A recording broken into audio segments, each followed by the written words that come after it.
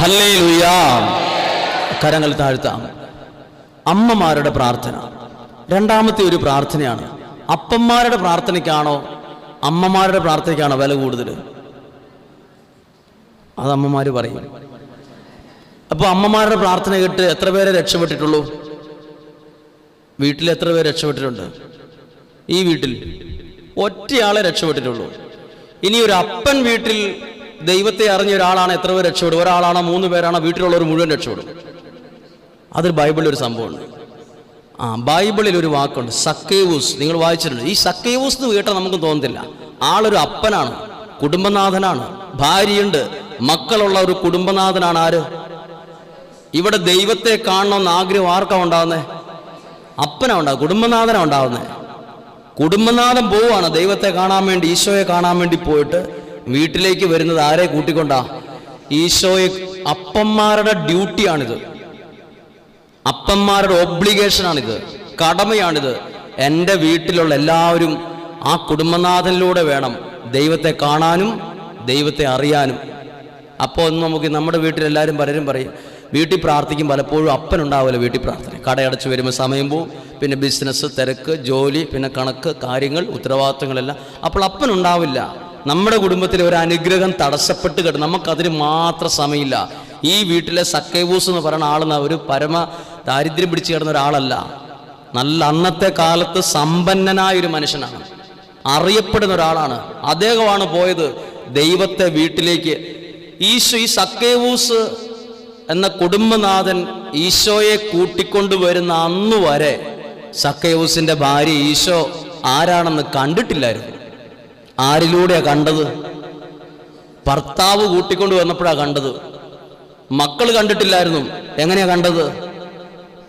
ഞങ്ങളുടെ പപ്പ ഇതാ ഈശോയെ കൂട്ടിക്കൊണ്ട് വീട്ടിൽ വന്നപ്പോഴാണ് ഇന്ന് വരെ ഈശോയെ കണ്ടിട്ടില്ലാത്ത മക്കൾ ദൈവത്തെ കണ്ടത്. ഒരു കുടുംബത്തിലെ കുടുംബനാഥൻ, അതാണ് വചനം പഠിപ്പിക്കുന്നില്ലേ, കുടുംബനാഥൻ അശ്രദ്ധനായാൽ മേൽക്കൂര ചോരും. പറഞ്ഞേ ഹല്ലേലൂയ. അവർക്ക് പറഞ്ഞേ ഹല്ലേലൂയ. ശ്രദ്ധിച്ചു. അപ്പൊ നോക്കിയേ, ഒരു കുടുംബനാഥൻ ദൈവത്തെ കൂട്ടിക്കൊണ്ടു വന്നപ്പം സക്കേവൂസ് എന്ന കുടുംബനാഥനോട് ഈശോ പറഞ്ഞത്, നീയും ആരിലൂടെ ആണ്ടെടുക്കുന്നു, നിനക്ക് ആനന്ദവും സന്തുഷ്ടിയും ഉണ്ടാകും. ആരിലൂടെ? നമുക്ക് നമ്മുടെ മക്കളിലൂടെ ഈ 2 സാധനം ഉണ്ടാവുന്നുണ്ടോ? ആനന്ദവും ഇല്ല, തലവേദനയും അതിനപ്പുറത്തെ വേദനയാണ്. നമുക്ക് പേടിയാ, എന്താവും, ഇതെവിടെ ചെന്ന് നിൽക്കുമെന്നൊരു പേടി നിങ്ങളുടെ ഉള്ളിൻ്റെ ഉള്ളിലില്ലേ? ഇതിങ്ങനെ പോയത് എവിടെ പോയി നിൽക്കുമെന്നൊരു പേടി. പുറത്ത് പറഞ്ഞില്ലെങ്കിലും ഉള്ളിൻ്റെ ഉള്ളിൽ ഒരു കൊളുത്താട്ട് കിടപ്പുണ്ട്. പക്ഷെ പ്രാർത്ഥിക്കുന്ന ഒരു അപ്പനും അമ്മയ്ക്കും മക്കളുണ്ടായിട്ടില്ല. ആ കൊച്ചിനെ അവർ കൈയെടുത്തിട്ടില്ല. ഉണ്ടാവുന്നതിന് മുമ്പ് പറയുക, അവൻ എത്ര വയസ്സായാലും അവനിലൂടെ നിങ്ങൾക്ക് ലഭിക്കുന്ന 2 കാര്യം, ആനന്ദവും സന്തുഷ്ടിയും. ഹല്ലേലൂയ. 2 കാര്യം ഉറപ്പ്. അടുത്ത സ്വഭാവം, അനേകർ അവന്റെ ജനനത്തിൽ ആഹ്ലാദിക്കും. അടുത്തത് 15-ാമത്തെ വാക്യം, കർത്താവിന്റെ സന്നിധിയിൽ അവൻ വലിയവനായിരിക്കും. ജനിക്കുന്നതിന് മുമ്പ് ആർക്കാം കുഞ്ഞുങ്ങൾ? സക്കറിയായും എലിസബത്തിനും മകൻ ഉണ്ടാവുന്നതിന് മുമ്പ് ദൈവം പറഞ്ഞു കൊടുക്കുക, അവൻ ജനിച്ചു കഴിയുമ്പോൾ അവൻ വലിയവനായിരിക്കും. നാളെ ഒരു സമയത്ത് അവന് മോശെ പറഞ്ഞു, എനിക്ക് പ്രാർത്ഥിച്ചു മടുത്തു, ഞാൻ ടയേർഡായി. അപ്പോൾ അഹ്റോനും ഹൂറും പറഞ്ഞു, ഒരു കല്ലേ പിടിച്ചിരുത്തി കൈ പൊക്കി പിടിച്ച് കുറേ നേരം നിന്നു, വൈകുന്നേരം വരെ. ഞാൻ ചോദിക്കട്ടെ, പുള്ളിക്ക് മടുത്തെങ്കിൽ പുള്ളി അവിടെ ഇരിക്കട്ടെ. അഹ്റോനും ഹൂറും ഇത്രയും മടുത്തിട്ടില്ലല്ലോ, അയാൾക്ക് അപ്പുറം 2 പേർക്കും അപ്പുറത്തിരുന്ന് പ്രാർത്ഥിച്ചുകൂടായിരുന്നോ? അവർക്ക് മനസ്സിലായ ഒരു കാര്യമുണ്ട് ഇതിന്. അതായത് ചില ആളുകളുടെ പ്രാർത്ഥനയ്ക്ക് ഭയങ്കര വിലയാണ്. അത് നിങ്ങൾക്കറിയാം. നിങ്ങൾ എല്ലാവരോടും പ്രാർത്ഥന ചോദിക്കില്ലല്ലോ. അതിൽ ഇവിടെ പ്രാർത്ഥിക്കാൻ എല്ലാവരും ചോദിക്കില്ല. നിങ്ങൾ സെലക്ട് ചെയ്ത ചില ആളുടെ പ്രാർത്ഥന ചോദിക്കുന്നുള്ളൂ. അപ്പം നിങ്ങളുടെ മനസ്സിലൊരു ഉത്തരവുണ്ട്, എല്ലാവരുടെയും പ്രാർത്ഥന പോലെയല്ല, ചില ആളുകളുടെ പ്രാർത്ഥനയ്ക്ക് വിജയം കൊണ്ടുവരാനുള്ള കഴിവുണ്ട്. ചില ആളുകൾ പ്രാർത്ഥിച്ചാൽ അവിടെ ഏത് വ്യക്തിയും തോറ്റുപോകുന്ന അത്ഭുത ശക്തി അവിടെ വെളിപ്പെടും. എല്ലാവരും പ്രാർത്ഥിക്കുമ്പോൾ നടക്കുന്നില്ലല്ലോ. ഏത് വ്യക്തികൾ പ്രാർത്ഥിക്കുമ്പോഴാണ് വിലയുള്ളത്? ശ്രദ്ധിച്ചോ, മോശ എന്ത് വിലയാണ് കൊടുത്തത്? മോശ ആടുകളെ മേയിച്ച് പോകുമ്പോൾ ഇത് ഒരു ഗുണമില്ല കേട്ടോ. സ്വർഗസ്ഥനായ ഞങ്ങളുടെ പിതാവ്, വല്ല ഗുണമുണ്ടോ? അടുത്ത് തന്നെ അതുകൊണ്ട് എന്നാ ഗുണമുള്ളത്? അങ്ങയുടെ നാമം പൂജിതമാകണമേ, നമുക്കൊരു ഗുണമില്ല. അടുത്തത് വന്നാലെന്ത്, വന്നില്ലേലെന്ത്, നോ പ്രോബ്ലം. അതും പ്രശ്നമല്ല. അടുത്തതാണ് നമ്മുടെ പ്രശ്നം. ഡെയിലി ഫുഡ് തരണേ, അന്നന്ന് വേണ്ടുന്ന ഫുഡ്, ഡെയിലി ഫുഡ്. അവിടെ തൊട്ടേ നമുക്കുള്ളത്. ഒരു ചേട്ടൻ പറഞ്ഞാണ്, ആദ്യത്തെ നമുക്കൊരു ഗുണമില്ല വെച്ചാൽ അതിൻ്റെ രണ്ടാം ഭാഗം ഡെയിലി ഫുഡ് തരണേ കർത്താവ്, ഡെയിലി. അത് ആദ്യം ഇടാൻ പറ്റുമോ വെച്ചോ? ഡെയിലി ഫുഡ് തരണേ, കടം മാറ്റണേ, രോഗം, അവിടെ തൊട്ടേ ഉള്ളൂ നമ്മുടെ പ്രാർത്ഥന. പക്ഷെ ഈശോ പ്രാർത്ഥിക്കാൻ പഠിപ്പിച്ചപ്പോൾ അതിനകത്തൊരു ലോ ഉണ്ട്, നിയമം. ആദ്യം ദൈവത്തെ സ്വർഗസ്ഥനായ ഞങ്ങളുടെ പിതാവേ, അങ്ങയുടെ നാമം പൂജിതമാകണം, രാജ്യം വരണം. അത് കഴിഞ്ഞിട്ട് ഫുഡ് കയറണം, ഡെയിലി ഫുഡ് ഫുഡ് ഫുഡ് എന്ന് പറഞ്ഞ് പറയാം. നമുക്ക് ആദ്യം ഫുഡാണ്, നമുക്ക് ആദ്യം ഡെയിലി ഫുഡ് തരണേ, കടം മാറണേ.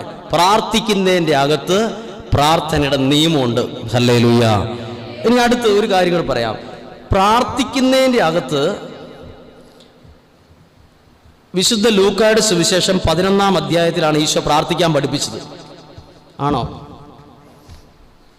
അതിൻ്റെ 2-ാമത്തെ ഭാഗത്ത് എഴുതിയിരിക്കുകയാണ്. എൻ്റെ ബൈബിള് ഇതാണ് ഈശോ പഠിപ്പിച്ച പ്രാർത്ഥന. ഇതിന് താഴെ എഴുതിയിരിക്കുന്ന എന്നാ? പ്രാർത്ഥനയുടെ ശക്തി. അപ്പോൾ ഇതിനകത്ത് ശക്തിയില്ലേ? അങ്ങനെയാണ് ഈശോ പറയുന്നത്. ഇത് പ്രാർത്ഥന പഠിപ്പിച്ചു, ഇത് ചെല്ലണം എന്ന് പറഞ്ഞ പ്രാർത്ഥന, ഇത് ശക്തിയായിട്ട് പറയണ്ടേ? ഇതിൻ്റെ താഴെ എഴുതിയിരിക്കുന്നത് നിങ്ങൾ വീട്ടിൽ പോയി വായിക്കണം. ഇതിൻ്റെ താഴെ എഴുതിയിരിക്കുന്നത് പ്രാർത്ഥനയുടെ ശക്തിയാണേലും അതിനകത്ത് പ്രാർത്ഥനയുടെ ഒരു കാര്യവും പറഞ്ഞിട്ടില്ല. ഇങ്ങനെ എഴുതിയിരിക്കുന്നത് പ്രാർത്ഥനയുടെ ശക്തിയുടെ താഴെ എഴുതിയിരിക്കുന്നത് കേട്ടോ. അവൻ അവരോട് പറഞ്ഞു, നിങ്ങൾ ഒരുവനൊരു സ്നേഹിതനുണ്ടെന്നിരിക്കട്ടെ, അർദ്ധരാത്രി അവൻ്റെ അടുത്ത് വന്ന് പറയും, സ്നേഹിത എനിക്ക് 3 അപ്പം വേണം. ഏതാണ്ട് ഹോട്ടലിൽ ചെന്നൊരുത്തം പറയുന്ന പോലത്തെ ഡയലോഗാണ്. ഹെഡിങ് എന്താ? അപ്പോൾ അതെങ്ങനെ ചെയ്യും? ഞാൻ ഇത് വായിച്ചോട്ട് എനിക്കൊരു ഉത്തരം കിട്ടിയില്ല.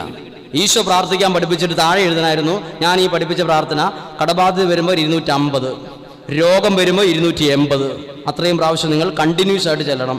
പിന്നെ ചെറിയ ചെറിയ പ്രശ്നങ്ങളാണെങ്കിൽ 35 പ്രാവശ്യം ചെല്ലിയാൽ മതി. ഇങ്ങനെയാണ് എഴുതേണ്ടത്. അങ്ങനെയല്ല എഴുതേണ്ടത്. ഇത് ഒരു 50 പ്രാവശ്യം, 20 പ്രാവശ്യം. ഇതിന് താഴെ എഴുതിയിരിക്കുവാണ്, ശ്രദ്ധിച്ചുകൊണ്ട് ഇങ്ങനെ എഴുതിയിരിക്കുന്നത്, അവൻ അവരോട് പറഞ്ഞു, നിങ്ങളിൽ ഒരുവന് ഒരു സ്നേഹിതനുണ്ടെന്നിരിക്കട്ടെ. അപ്പൊ ഏതിനോടാ ഡയലോഗ് വെച്ചേ? സ്നേഹിതൻ. പ്രാർത്ഥനയുമായി ദൈവത്തോടുള്ള ബന്ധത്തിൽ പ്രാർത്ഥനയ്ക്ക് ഉത്തരം കിട്ടണം. ഈ ബന്ധം വരണം. ഏത്? നമ്മൾ ഫോൺ വിളിക്കുന്നവർ തന്നെയാണ് പ്രാർത്ഥനയും. ദുബായിലുള്ള ഒരാളെ ഞാൻ വിളിക്കുവാണ്, എനിക്ക് 1 ലക്ഷം രൂപ വേണം. ഞാൻ തിരിച്ചും മറിച്ച് നോക്കിയിട്ട് എനിക്ക് ഇവിടെ എത്തില്ല. ഞാൻ ദുബായിൽ ഒരാളെ ഫോൺ വിളിച്ചു, എടാ ഫോൺ വിളിച്ചു. ആ ഫോൺ അടിക്കുമ്പോൾ തൊട്ട് എൻ്റെ മനസ്സിലൂടെ കിടന്ന് എന്തായിരിക്കും? ഒരു പ്രത്യേക ഒരു അവസ്ഥയുണ്ടോ? 1 ലക്ഷം രൂപ നാളെ കിട്ടേണ്ടതാണ്, ഇവനാണ് ആകെ ആശ്രയം. ഫോൺ ഇങ്ങനെ അടിച്ചു. 3-4 പ്രാവശ്യം കഴിഞ്ഞിട്ട് എടുക്കാതെ വന്നാൽ എൻ്റെ അങ്ങ് ദുബായിലോട്ട് അടിച്ചാൽ ഇവൻ്റെ മനസ്സ് കിടന്ന് എന്തൊക്കെയോ ഒരു വെപ്രാളപ്പെടും. അവൻ ഇത് ഫോൺ എടുക്കുമ്പോൾ എൻ്റെ മനസ്സിലൊരു ഭയങ്കര സന്തോഷം വരും.